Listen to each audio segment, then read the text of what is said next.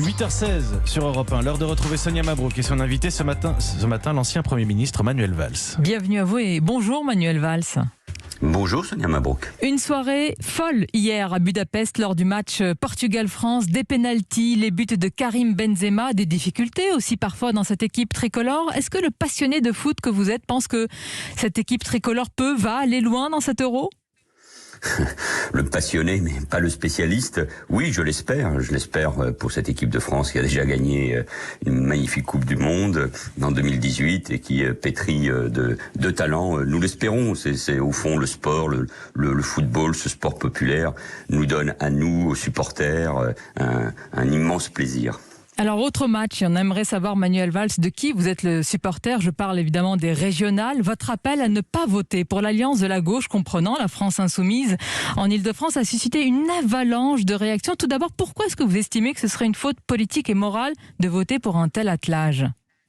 Mais parce que malheureusement l'alliance des écologistes et des socialistes avec la France insoumise, dont on connaît les déclarations de Jean-Luc Mélenchon il y a encore un peu complotiste, les ambiguïtés, les compromissions de membres des listes de la France insoumise en Ile-de-France avec l'islamisme, avec par rapport à la lutte contre l'antisémitisme, par rapport au soutien aux policiers, l'ambiguïté sur la laïcité, tout cela nous le savons, ça n'est pas nouveau. S'allier avec cette gauche, oui, c'est une faute morale et politique. C'est pour cela que en 2016, il y a donc déjà 5 ans, j'avais parlé de ces gauches irréconciliables. On ne peut pas s'allier avec Jean-Luc Mélenchon et avec ses amis. Et on peut noter que vous reprenez peu ou prou les mêmes mots que Valérie Pécresse, qui dit, elle, que c'est une alliance avec les indigénistes et les islamo-gauchistes décroissants. C'est cela, véritablement, cet attelage et le risque de cet attelage en Ile-de-France ? Écoutez, c'est une personnalité. Jean-Luc Mélenchon, Clémentine Autain se sont rendus par exemple à cette manifestation du 10 novembre 2019 contre l'islamophobie, ce mot d'ailleurs qui a été utilisé il y a 30 ans par le régime iranien pour clouer au pilori l'intellectuel Salman Rushdie. Dans cette manifestation, il y avait des antisémites, il y avait des islamistes, il y avait des enfants à qui on avait mis des étoiles jaunes. Enfin bref, tout cela ce ne sont pas que des symboles. Sur les listes en Seine-Saint-Denis ou en Seine-et-Marne, il y a des personnages qui n'ont rien à voir avec la gauche. Bref, donc nous le savons, ça n'est pas possible et face à cela, il faut évidemment être clair et rejeter cette alliance. Et jusqu'où va votre clarté, Manuel Valls ? Jusqu'où votre clarté ? Par exemple, Jean-Paul Huchon, dans le magazine Le Point, appelle sans hésitation l'ancien président socialiste de la région Île-de-France à voter Valérie Pécresse. Est-ce que vous appelez également à ce vote ?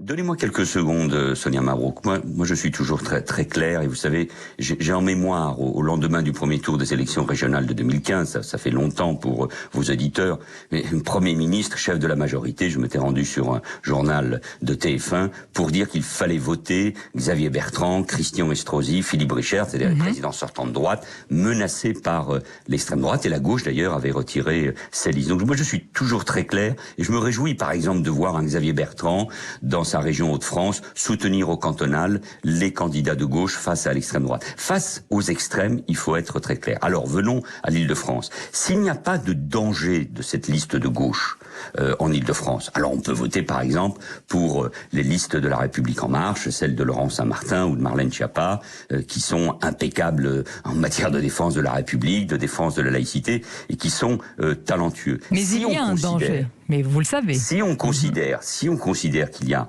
en effet un danger à partir de l'addition des 3 listes de gauche face en plus à l'abstention massive, alors il faut voter pour Valérie Pécresse, il ne faut pas hésiter. Et comme je suis franc, direct, je voterai Valérie Pécresse parce que je considère qu'il y a ce danger. Face au danger de ceux qui ont tourné le dos à la République, il ne faut pas hésiter. S'il y a le moindre danger, il faut qu'il y ait un vote. Donc ce matin, Manuel Valls, vous appelez, et on l'entend dans votre logique et votre clarté, dites-vous, et sans hésitation, et là je reprends votre mot, danger, à voter Valérie Pécresse en Île-de-France, pour ne pas laisser cet attelage arriver en tête de la région. Comme l'a dit très bien et très tranquillement Amin El Khatmi, le président du printemps républicain, comme le dit Jean-Paul Huchon. Je connais les anathèmes, les étiquettes. Ils vont loin. Jean-Luc Mélenchon vous a vertement répondu, affirmant que vous concernant, Manuel Valls, le post-franquisme est un naufrage, et j'imagine qu'une telle référence vous fait réagir. Oui, parce que d'abord elle insulte ma famille, les engagements de mon père, mes propres engagements. Mais bon, écoutez, il m'avait traité de nazi il y a quelques années, post-franquiste aujourd'hui. Il y a une forme d'amélioration. Il vaut mieux répondre par l'humour. Mais c'est cette outrance qui est insupportable. Lui qui a été incapable de choisir entre Emmanuel Macron et Marine Le Pen en 2017. Mais peu importe, il est sorti des rivages républicains, Jean-Luc Mélenchon. Il est sorti du champ républicain, Jean-Luc Mélenchon. Oui, mais bien évidemment. Alors bien sûr, on nous dira il fait des beaux discours. Il a fait des beaux discours. Je l'ai bien connu il y a quelques années au sein du Parti socialiste. Mais on voit bien sa dérive. Mais vous vous rendez compte si Marine Le Pen avait tenu les mêmes propos complotistes qu'il a tenus à propos des actes terroristes que nous avons connus et qui pourraient avoir lieu à l'occasion de l'élection présidentielle. Mais je dirais des gens dans la rue. Les intellectuels se seraient précipités pour faire des tribunes. On aurait dit que c'est insupportable. Donc, on aurait manifesté au nom de la République. Qu'entendez-vous par là qu'il y a une forme de mansuétude quand il y a de tels propos tenus par Jean-Luc Mélenchon ? Mais oui, parce qu'il y a une partie de la gauche, et c'est pour ça que moi, avec Elisabeth Badinter, Caroline Fourest, avec Jacques Julliard et bien d'autres sur le champ intellectuel ou politique, nous essayons de tenir bon sur ce qu'est la gauche républicaine, qui n'a rien à voir avec cela. Et comme un homme de gauche républicaine, et je n'accepte pas ces étiquettes et ces insultes, je dis que quand il y a un danger dans une région, dans une grande région, dans la première région de France, quand il y a un risque, comme nous l'avons fait vis-à-vis du Front National, il faut clairement dire on n'accepte pas la possibilité d'une victoire d'une gauche dans laquelle il y a Emmanuel Valls, les insoumis, et tout dans aussi laquelle clairement, il y a les amis de Jean-Luc Mélenchon. Une partie de la gauche estime que vous êtes très mal placé pour donner des leçons, que votre itinérance politique, on vous le rappelle sans cesse entre Paris et Barcelone, vous disqualifie pour revenir donner des leçons en français. Je vais vous citer quelqu'un que vous connaissez certainement, Stéphane Troussel, président socialiste du département de la Seine-Saint-Denis, qui vous renvoie à une manifestation en Espagne avec l'extrême droite. L'extrême droite, à chaque fois, on vous la jette, pardonnez-moi, à la figure pour vous disqualifier. Mais vous savez, bon, là aussi, je ne veux pas être long. J'ai été le premier en Espagne, dans une longue interview, je crois que c'était en 2018, dans El País, le grand journal de référence de la gauche, à dire qu'il fallait un cordon sanitaire vis-à-vis de l'extrême droite, Vox, qui était en train de sortir, d'apparaître pour la première fois en Espagne, et de créer un choc. J'ai voté socialiste aux dernières élections régionales en Catalogne. Grâce à mes voix, c'est une maire de gauche qui a été élue à Barcelone pour empêcher que la ville ne tombe dans les mains des indépendantistes. Écoutez, moi j'ai été Premier ministre, j'ai été député, j'ai été maire d'Évry. On connaît mes positions de défense de la République, de la laïcité. On connaît mon engagement contre vous avez besoin de vous justifier, Manuel Valls.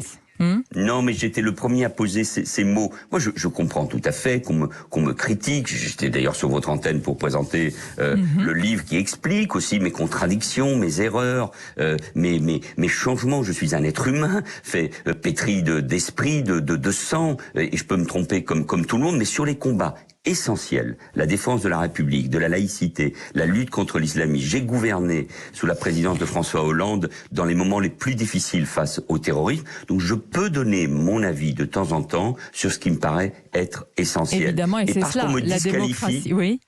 Et c'est cela la démocratie. Mais allons plus loin. Mais heureusement, c'est ça qu'il faut défendre. Mais l'idée qu'une certaine partie de la gauche vous disqualifie, mais écoutez, on le voit tous les jours, vous en êtes vous-même victime, comme d'autres journalistes politiques, c'est parce qu'ils savent que j'ai raison sur ce sujet-là, que cette alliance entre les socialistes et les écologistes et Jean-Luc Mélenchon, elle est mortifère allons plus loin, pour la gauche et pour la République. Et ce n'est pas, parce que vous allez me dire peut-être que c'est de la politique fiction, mais par exemple, un duel, un choix entre Marine Le Pen et Jean-Luc Mélenchon, qui est le plus dangereux? Est-ce que votre choix est vite fait?